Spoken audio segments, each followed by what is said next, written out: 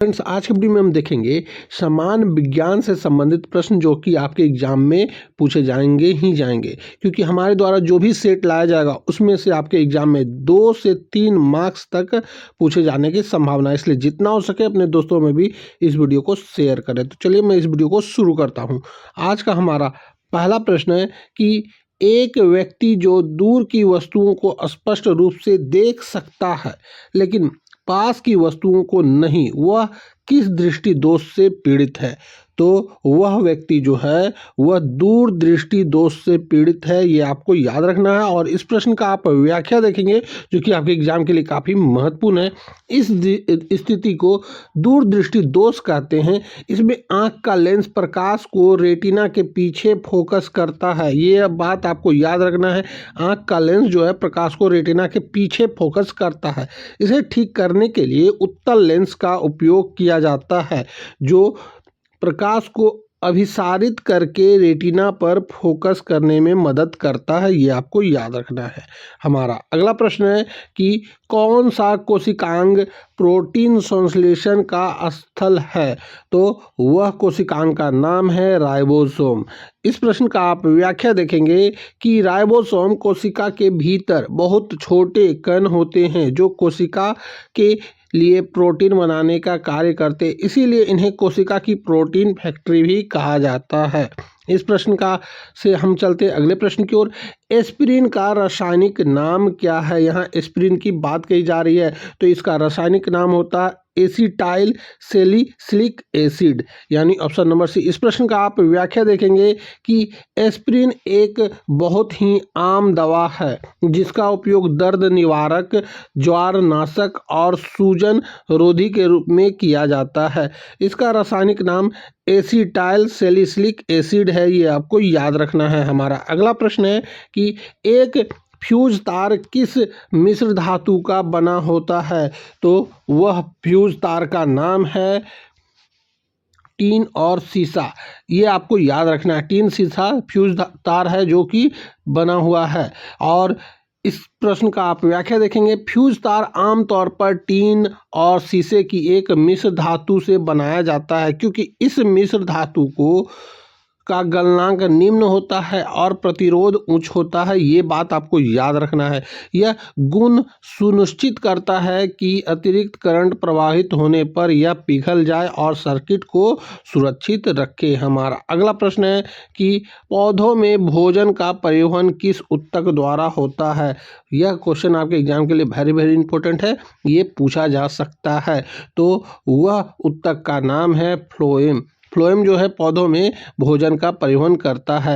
यहाँ पे इस प्रश्न का आप व्याख्या देखेंगे कि फ्लोएम एक संवहनी ऊतक है जो प्रकाश संश्लेषण द्वारा पत्तियों में बने भोजन यानी शर्करा को पौधे के उन हिस्सों तक पहुँचाता है जहाँ ऊर्जा की आवश्यकता होती है या जहाँ भोजन संग्रहित किया जाता है, जैसे जड़, फल। इस प्रक्रिया को स्थानांतरण कहते हैं, ये आपको याद रखना है। हमारा अगला प्रश्न है कि एक समान ट्यूबलाइट में कौन सी गैस भरी होती है? तो एक समान ट्यूबलाइट में जो है पारे का और आर्गन का वाष्प भरा होता है। इस प्रश्न का आप व्याख्या देखेंगे कि एक ट्यूबलाइट में बहुत कम दाब पर एक अक्रिय गैस जैसे आर्गन के साथ जो थोड़ी मात्रा में मरकरी का वाष्प भरा जाता है। जब विद्युत धारा प्रवाहित होती है तो यह मिश्रण परावैंगनिक यानी अल्ट्रावायलेट का प्रकाश उत्पन्न करता है। यह अल्ट्रावायलेट प्रकाश जब ट्यूब की भीतरी सतह पर लेपित फास्फोरस से टकराता है तो दृश्य प्रकाश उत्पन्न होता है, ये आपको याद रखना है। हमारा अगला प्रश्न है कि सूर्य के प्रकाश को पृथ्वी तक पहुंचने में औसतन कितना समय लगता है? यह वेरी इंपॉर्टेंट है, यह भी एग्जाम में पूछा जा सकता है। तो इसमें समय लगता है 8 मिनट 20 सेकेंड के आसपास, यानी कि ऑप्शन नंबर बी। इस प्रश्न का आप व्याख्या देखेंगे कि सूर्य और पृथ्वी के बीच औसत दूरी लगभग 150 मिलियन किलोमीटर है। प्रकाश लगभग 3 लाख के के किलोमीटर प्रति सेकंड की गति से यात्रा करता है।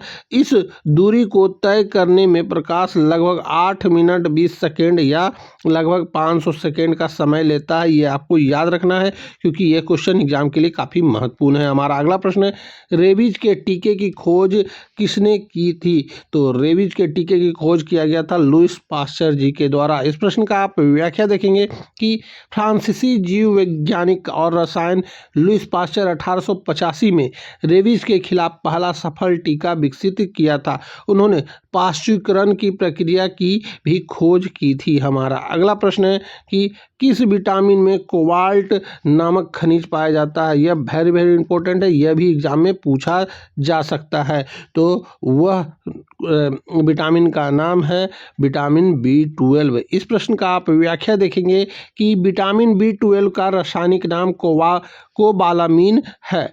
इसकी रासायनिक संरचना के केंद्र में कोबाल्ट धातु का एक आयरन होता है जो इसे एकमात्र ऐसा विटामिन बनाता है जिसमें कोई धातु तत्व होता है। हमारा अगला प्रश्न है कि एक नाभिक रिएक्टर में भारी जल का क्या कार्य है? नाभिक रिएक्टर में भारी जल का कार्य होता है मंदक के रूप में करना। यह भी वेरी वेरी इंपॉर्टेंट है, यह भी एग्जाम में पूछा जा सकता है। इस प्रश्न का आप व्याख्या देखेंगे कि नाभिकीय विखंडन में उत्पन्न होने वाला न्यूट्रॉनों बहुत तेज गति से चलते हैं। श्रृंखला अभिक्रिया को बनाए रखने के लिए इन तेज न्यूट्रॉनों की गति को धीमी करना आवश्यकता होता है। भारी जल D2O एक उत्कृष्ट मंदक है जो इन न्यूट्रॉनों से टकराकर उनकी गति को धीमा करता है। बिना उन्हें अवशोषित किए यह एक शीतलक के रूप में भी काम करता है। ये आपको याद रखना है। हमारा अगला प्रश्न है कि इंसुलिन की कमी से कौन सा रोग होता है? तो इंसुलिन की कमी से जो रोग होता है उसका नाम है मधुमेह।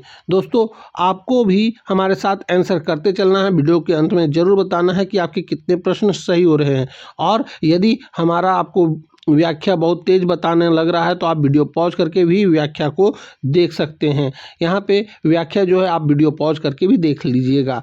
जब अग्नाशय प्राप्त इंसुलिन का उत्पादन नहीं कर पाता है या शरीर का प्रभावी ढंग से उपयोग नहीं कर पाता है तो रक्त में ग्लूकोज का स्तर बहुत बढ़ जाता है। इसी स्थिति को मधुमेह कहते हैं। हमारा अगला प्रश्न है कि सूर्य की सतह का तापमान लगभग कितना होता है? तो सूर्य की सतह का तापमान जो है लगभग 6000 डिग्री सेंटीग्रेड होता है। ये आपको याद रखना है। और इस प्रश्न का व्याख्या है कि सूर्य की दृश्यमान सतह जिसे फोटोस्फीयर कहा जाता है का औसत तापमान लगभग 5500 से 6000 डिग्री सेल्सियस या लगभग 10,000 डिग्री फ़ारेनहाइट होता है। सूर्य का केंद्र इससे कहीं ज़्यादा गर्म होता है। ये आपको याद रखना है। हमारा अगला प्रश्न है, जर्मन सिल्वर में कौन सी धातु नहीं होती है? तो जर्मन सिल्वर में जो है चांदी धातु नहीं होती है। ये आपको याद रखना है।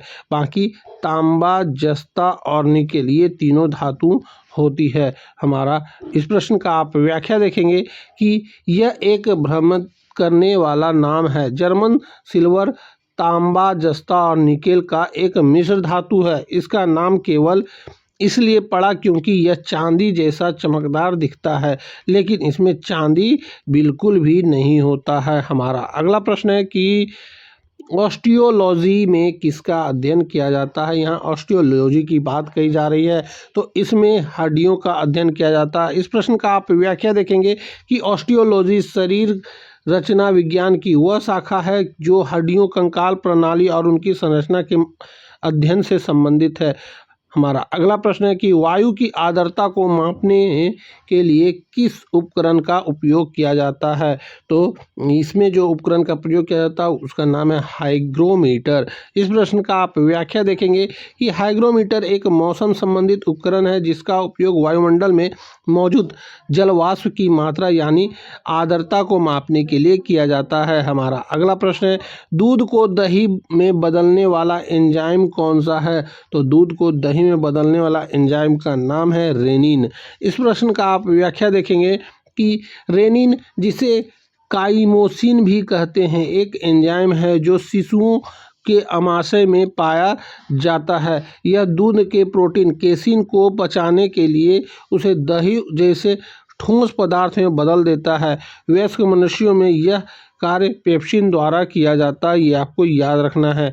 बच्चों में जो किया जाता है उसे अमाशय के द्वारा किया जाता है और मनुष्यों में पेप्सिन के द्वारा किया जाता है, ये आपको याद रखना है। हमारा अगला प्रश्न है कि कौन सी अक्रिय गैस वायुमंडल में नहीं पाई जाती है, तो उस गैस का नाम है रेडॉन। रेडॉन जो है वायुमंडल में नहीं पाया जाता है। इस प्रश्न का आप व्याख्या देखेंगे कि रेडॉन एक रेडियोधर्मी अक्रिय गैस है। यह सीधे वायुमंडल में मौजूद नहीं होती बल्कि यह जमीन में मौजूद यूरेनियम और रेडियम जैसी रेडियोधर्मी धातुओं के क्षय से उत्पन्न होती है और फिर मिट्टी से निकलकर हवा में आती है। हमारा अगला प्रश्न है कि वर्गीकरण का जनक किसे कहा जाता है। यहाँ वर्गीकरण की बात कही जा रही है, तो इसका जनक जो कहा जाता है यह कहा जाता है कैरोन लिनियस को, यानी ऑप्शन नंबर सी। इस प्रश्न का आप व्याख्या देखेंगे कि स्वीडिश वनस्पति शास्त्री कैरोन लिनियस ने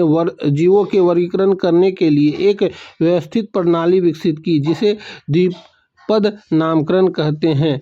जैसे उनके इस योगदान के लिए कारण उन्हें आधुनिक वर्गीकरण का जनक कहा जाता है, ये आपको याद रखना है। हमारा अगला प्रश्न है कि एक विद्युत जनरेटर किस सिद्धांत पर कार्य करता है, तो विद्युत जनरेटर जो है वह फैराडे का विद्युत चुम्बकीय प्रेरण के नियम पर कार्य करता है। इस प्रश्न का आप व्याख्या देखेंगे कि एक जनरेटर यांत्रिक ऊर्जा को विद्युत ऊर्जा में बदलता है। इसका सिद्धांत यह है कि जब किसी बंद परिपथ से जुड़े चुंबकीय फ्लक्स में परिवर्तन होता है तो उस परिपथ में एक विद्युत वाहक बल और एक प्रेरित धारा उत्पन्न होती है।